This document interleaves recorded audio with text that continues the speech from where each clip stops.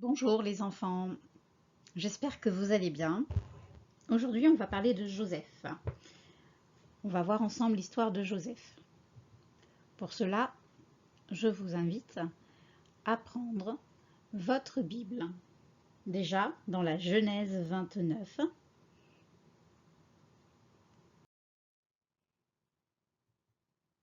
verset 16.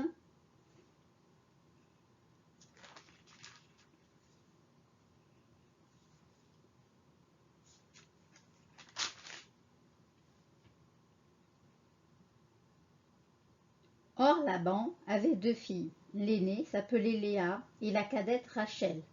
Léa avait les yeux délicats, mais Rachel était belle de taille et belle de figure. Ensuite, chapitre 30, verset 24.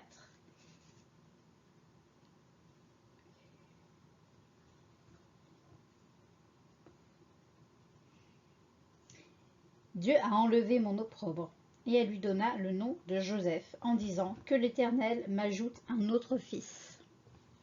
Ensuite, on va lire le chapitre 35, versets 16 à 18.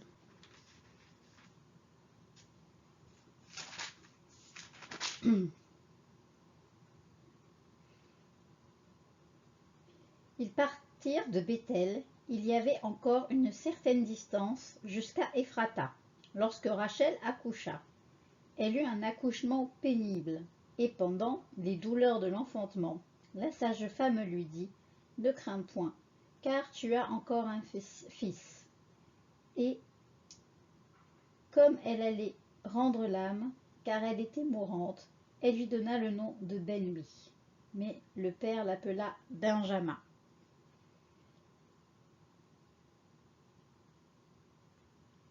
Ensuite, on va lire le chapitre 37, le verset 1 à 8.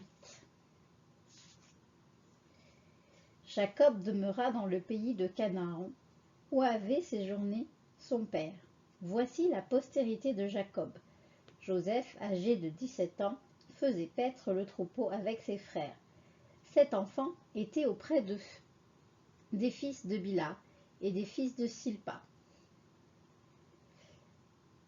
femme de son père. Et Joseph rapportait à leur père leurs mauvais propos. Israël aimait Joseph plus que tous ses autres fils, parce qu'il avait eu, dans sa vieillesse, et il lui fit une tunique de plusieurs couleurs. Ses frères virent que leur père l'aimait plus que tous, et ils le prirent en haine. Ils ne pouvaient lui parler avec amitié. Joseph eut un songe, et il le raconta à ses frères, qui le haïrent encore davantage. Il leur dit « Écoutez donc ce songe que j'ai eu. Nous étions à lier des gerbes au milieu des champs, et voici ma gerbe se leva et se tint debout, et vos gerbes l'entourèrent et se prosternèrent devant elle. » Ses frères lui dirent « Est-ce que tu régneras sur nous? Est-ce que tu nous gouverneras ?» Et ils le haïrent encore davantage à cause de ses songes et à cause de ses paroles. Alors, on va voir ensemble aujourd'hui ce que le Seigneur veut nous dire à travers sa parole. On va commencer par un petit moment de prière.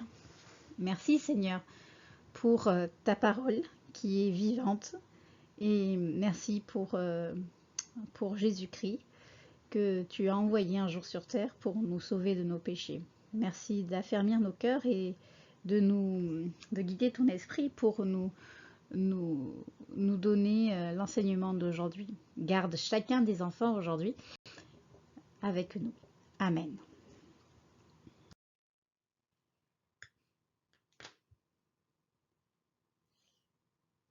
Imaginez, vous êtes à l'école et il y a un maître et une petite fille qui s'appelle Chloé. C'est toujours pareil, pense Chloé. Le maître a donné à Kevin le meilleur rôle de la pièce. Il le choisit souvent. C'est son élève préféré. Il ne voit même pas les bêtises que Kevin fait et il lui trouve toujours des excuses. C'est vraiment son chouchou. Et ça vous est déjà arrivé d'être jaloux de quelqu'un? Vous avez l'impression que votre maître, maîtresse ou vos parents ont toujours des préférés. et ben, vous vous sentez des fois pas bien. Et, et que ressent les autres enfants aussi d'après vous? Et ben, ce sentiment, c'est de la jalousie. Et ben, dans la parole qu'on a lue aujourd'hui dans la Genèse, qui nous parle de Joseph, le fils bien-aimé, c'est la famille de Jacob, le petit-fils d'Abraham. Dieu avait promis à Abraham une descendance, des enfants, des petits-enfants, plus nombreuses que les étoiles du ciel et que le sable de la plage. Abraham a cru à cette promesse. Alors qu'il était vieux, il a eu un fils, Isaac. Et plus tard, Isaac a eu pour fils Jacob. Nous trouvons l'histoire de Jacob dans le premier livre de la Bible, comme vous l'avez vu, dans la Genèse. Il était tombé amoureux d'une jeune fille du nom de Rachel. Mais le père de celle-ci l'avait forcé à d'abord épouser Léa, la sœur de Rachel. Alors maintenant Jacob, vous le voyez, il a deux femmes, Léa et Rachel. C'était courant à l'époque. Mais ce n'est pas le plan de Dieu pour lui. Léa souffre parce que Jacob aime Rachel plus qu'elle. Elle essaie souvent d'attirer l'attention de Jacob. Elle pense sûrement qu'elle sera heureuse s'il occupe autant d'elle dans sa famille. Dieu est triste en voyant ce qui se passe, car il aime tous les trois avec autant d'amour. La Bible dit que Dieu ne fait pas de différence entre les hommes dans Romains 2, verset 11. Il est bon envers chacun d'entre eux. Il aime avec tendresse toutes ses créatures. On reviendra sur ce verset à la fin de notre histoire. Eh bien, il faut que vous sachiez que Dieu n'a pas de favoris. Même si la maîtresse ou les parents montrent ou font des actes qui peuvent vous rendre jaloux, eh bien non, Dieu, il aime tout le monde. Les frères, les sœurs, les camarades de classe, le grand footballeur, la grande star, qu'on admire le plus peut-être, et il veut prendre soin de chacun de nous. Alors, on revient dans l'histoire de la Genèse, Dieu se montre bon envers Léa et permet qu'elle va attendre un bébé. Quelques mois plus tard, elle met au monde un garçon, le premier fils de Jacob. Le Seigneur a vu combien je me sentais humiliée. Maintenant mon mari va m'aimer, se dit-elle. Elle donne du coup naissance à un petit garçon du nom de Ruben, qui signifie « voyez, un fils ». Puis Léa a un autre fils qu'elle va appeler Siméon, ce qui veut dire « il a entendu ma souffrance », car elle a compris que Dieu l'a entendu. Quelque temps plus tard, un troisième fils va naître, fils qu'on appelle Lévi, ce qui signifie s'attacher, car Léa se dit que maintenant son mari va s'attacher à elle. Le Seigneur lui donne la joie de mettre au monde un quatrième fils, qu'elle va appeler Judas, ce qui veut dire « il sera loué », parce qu'elle a envie de louer Dieu.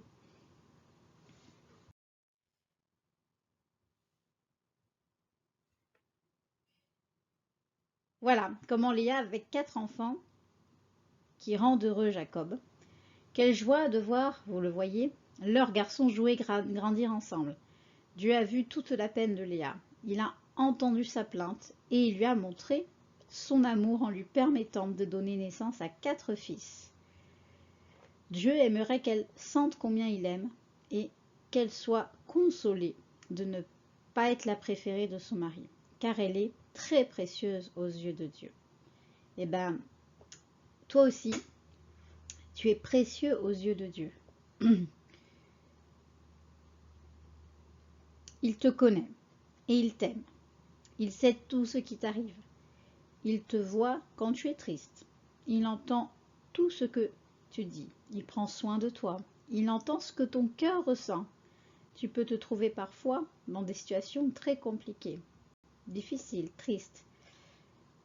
Eh bien non, le Seigneur, quand tu es triste, souviens-toi qu'il n'a pas de préféré et qu'il t'aime toi aussi d'un amour très spécial. Tu es précieux à ses yeux. Le Seigneur te dit « D'un amour éternel, je t'aime » dans Jérémie 31, verset 3. Cela signifie que son amour ne s'arrêtera jamais. Et si on met notre confiance en Dieu, on peut apprendre à le connaître, toujours plus. Dans la Bible, nous trouvons une prière de l'apôtre Paul dans laquelle il demande à Dieu que les chrétiens puissent être enracinés dans l'amour du Seigneur et qu'ils comprennent combien l'amour de Christ est large, long, élevé et profond. Éphésiens 3, versets 17 à 19. Alors, Dieu veut qu'on soit sûr, absolument sûr que son amour pour nous, en Jésus, est vrai et qu'on ne peut pas bouger un arbre solidement enraciné. On ne peut pas enlever l'amour de Dieu pour nous. Alors, il faut toujours le remercier pour son grand amour pour nous, alors que nous sommes que des pécheurs. Si on continue dans l'histoire de Joseph, Dieu a montré à Léa combien il tient à elle. Mais Léa se préoccupe encore plus de l'amour de son mari. Chaque fois qu'elle a un autre fils, elle pense que maintenant Jacob l'aimera plus que Rachel. Mais ce n'est pas le cas. Ainsi, Léa est toujours jalouse de Rachel et cela la rend malheureuse. Ce n'est pas ce que Dieu voudrait pour elle.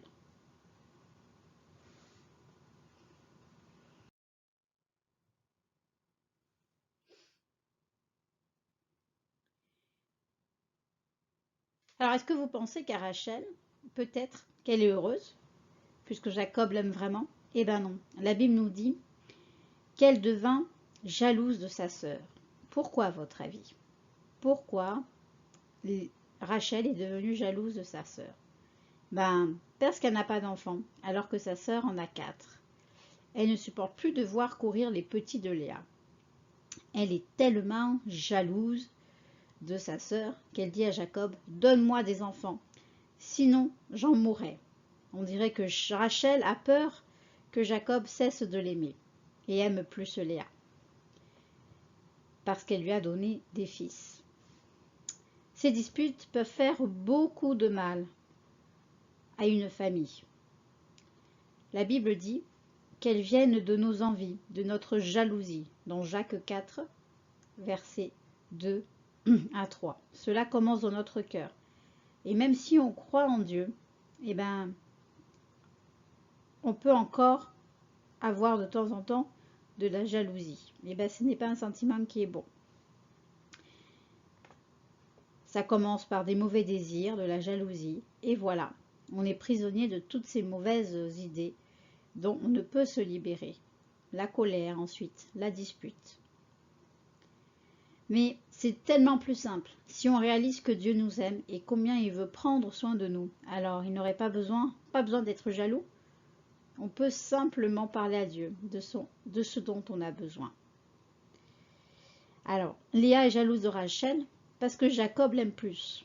Rachel est jalouse de Léa parce qu'elle a des enfants, 4 enfants. Leur colère vont plonger cette famille dans une mauvaise ambiance.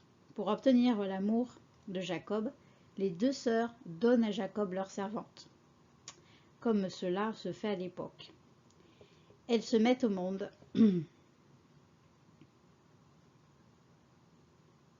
et elles mettent au monde 4 fils. Puis Léa a 2 autres fils et une fille. Jacob a bientôt 10 fils et une fille. Il est certainement très heureux d'avoir tous ces enfants. Mais aucun d'eux n'est de Rachel. Est-ce que Dieu l'aime moins? Pensez-vous? Eh bien non. Elle est tout aussi précieuse pour lui. Il ne fait pas de préférence. C'est juste que le moment n'est pas encore venu pour elle. Puis enfin, le grand bonheur arrive. La Bible dit que Dieu s'est souvenu de Rachel et il a répondu à ses prières. Il lui accorde un fils. Je lui donnerai le nom de Joseph, dit-elle. Je sais que Dieu me donnera un 2e fils. Joseph signifie « il ajoutera ». Jacob semble plus heureux de ses fils, de tous les autres. Sans réfléchir, il prête beaucoup d'attention à Joseph. Parce qu'il aime profondément Rachel. C'est le fils qu'elle lui a donné, après une longue attente. Devine, quels sont les sentiments des autres frères envers Joseph? Les 4 frères. les 4 fils de Léa. Et oui, ils sont jaloux, comme on l'a vu dans la parole. Joseph a 6 ans lorsque Rachel met au monde un autre garçon. Elle avait envie de penser que Dieu lui en donnerait un autre. Mais cette naissance s'accompagne d'une immense tristesse. Rachel meurt en le mettant au monde. Jacob va décider d'appeler le nouveau-né Benjamin. C'est son 12e et dernier fils. Quelle grande famille, 12 fils. Est-ce que tu aimerais, toi, avoir une grande famille? C'est à travers elle que Dieu va réaliser sa promesse. C'est de cette famille que va venir le peuple d'Israël. Ce peuple qui sera aussi nombreux que les grains de sable ou que les étoiles du ciel, comme Dieu l'avait promis à Abraham. Aujourd'hui, on trouve leurs descendants partout dans le monde, mais surtout dans le pays d'Israël. C'est sur cette terre que se trouve déjà la famille de Jacob.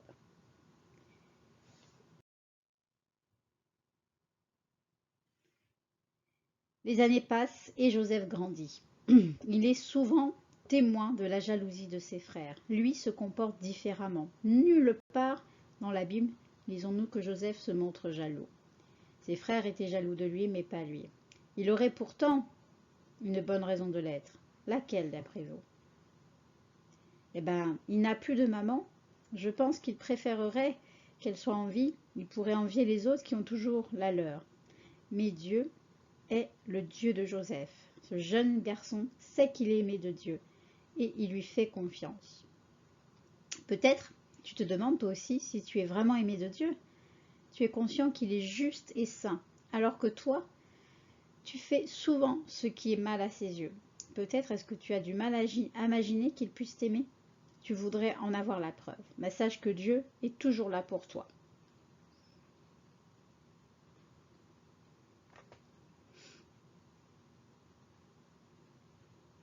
Comme Joseph, tu peux être sûr d'être aimé et d'être précieux pour Dieu. Et tu n'auras plus besoin d'être jaloux des autres. Joseph grandit et apprend comme ses frères le métier de berger.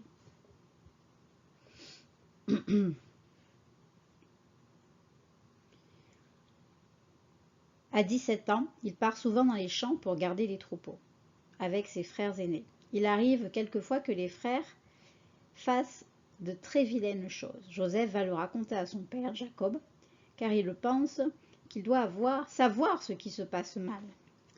Cela rend ses frères furieux, en colère. Joseph est toujours le chouchou de Jacob. Cela devient encore plus évident le jour où Jacob lui fait un cadeau très spécial. Alors, est-ce que vous savez quel est ce cadeau?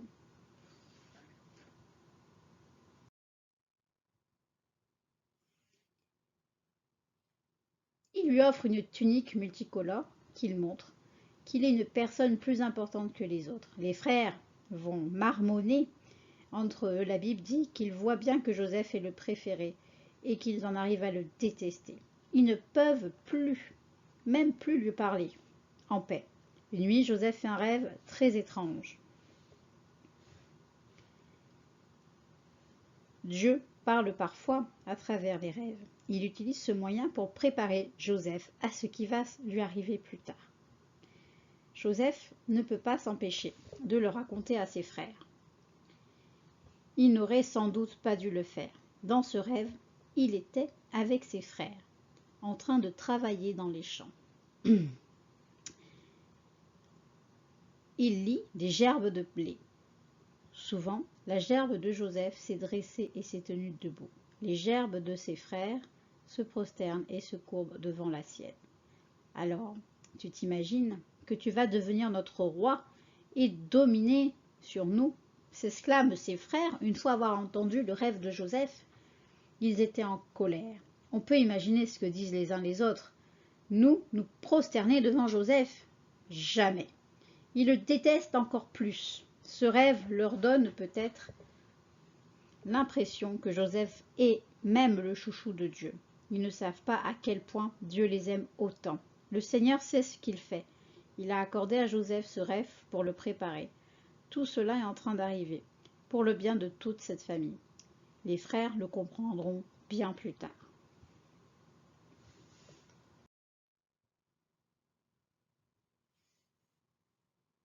Vous vous revoyez sur ce petit sur cette petite photo l'état des frères quand Joseph leur raconte le rêve qu'il a fait.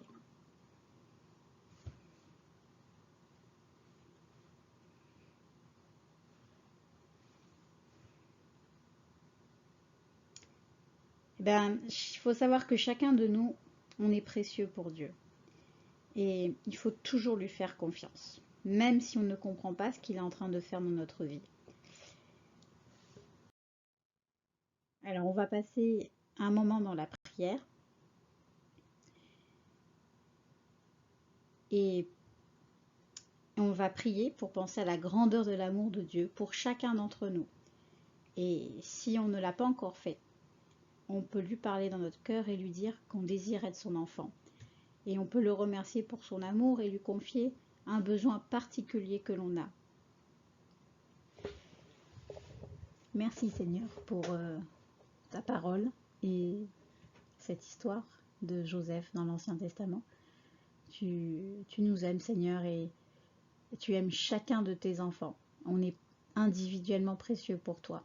Merci de garder notre cœur pour toi, pour ton service. Amen. Le verset du jour à retenir est le suivant. L'Éternel est bon envers tous les hommes et plein de tendresse pour toutes les créatures. Psaume 145, verset 9. Ces paroles sont écrites par David. Il voulait louer l'Éternel et dire à Dieu combien il l'admirait. Un mot du verset parle de nous. Lequel? Alors vous le voyez à la fin, ce sont les créatures. Et oui, nous faisons partie des créatures de Dieu. C'est lui qui nous a créés. C'est lui qui nous a fait. Et quelle est l'attitude de Dieu envers nous? Eh bien, il est bon. Et oui, il est bon et plein de tendresse pour nous toutes ces créatures. La tendresse, c'est quoi? La tendresse, c'est par exemple quand on serre quelqu'un dans nos bras pour lui montrer tout notre amour. Eh bien oui, Dieu est tendre envers nous. Il a beaucoup d'amour. Est-ce que Dieu a des chouchous d'après vous? Est-ce qu'il a des gens à qui il va donner plus d'amour que d'autres? Non. Dieu est bon envers tous les hommes, plein de tendresse pour toutes les créatures, comme nous dit et rappelle ce verset.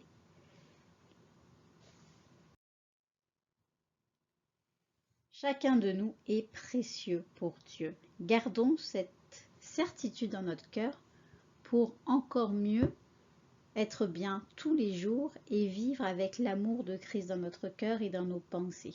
C'est une promesse qui est tellement belle et qui nous encourage et va nous encourager chaque jour. Merci Seigneur. Voilà les enfants, je vous souhaite une très très belle journée, une bonne semaine à l'école et gardez toujours ce verset dans votre cœur. L'Éternel est bon envers tous les hommes et plein de tendresse pour toutes les créatures. Psaume 145, verset 9. À bientôt. Au revoir.